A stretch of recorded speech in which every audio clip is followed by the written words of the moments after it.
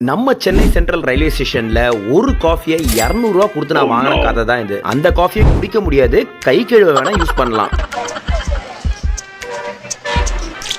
Sir அது tea வெந்நீரை கொடுத்தா எப்படியா குடிக்க முடியும்? இன்னஜ் எக்ஸிக்யூட்டிவ் லான்ச்னு சொல்லிட்டு ஏர்போர்ட்ல இருக்கிற மாதிரி இங்க ஸ்டார்ட் பண்ணிருக்காங்க போல இருக்கு. இது ரொம்ப நாளா இருக்கு போல இருக்கு. எனக்கு இப்பதான் தெரிய வந்தது. என்ட்ரி ஸ்டார்ட்ஸ் அட் 179 rupeesனு கிளாஸ் டோர்லயே கிளியரா போட்டிருந்தாங்க. அந்த ஏசி ஹால்ல இருக்க சோஃபாஸ் யூஸ் பண்ணிக்கலாம். கூடவே டீ ஆர் காஃபி, கிளீனான rest room, news paper and magazine இது எல்லாமே இன்க்ளூடட். நான் தான் அந்த கிளாஸ் டோரை ஒழுங்கா பார்க்காம உள்ள மெனுவை பார்த்துட்டு ஃபுட்டும் இன்க்ளூடடானு அங்க உட்காந்துருக்க வடக்கி அக்கா கிட்ட கேட்டேன். அவங்க பேச பார்க்க நீ கத்துக்க.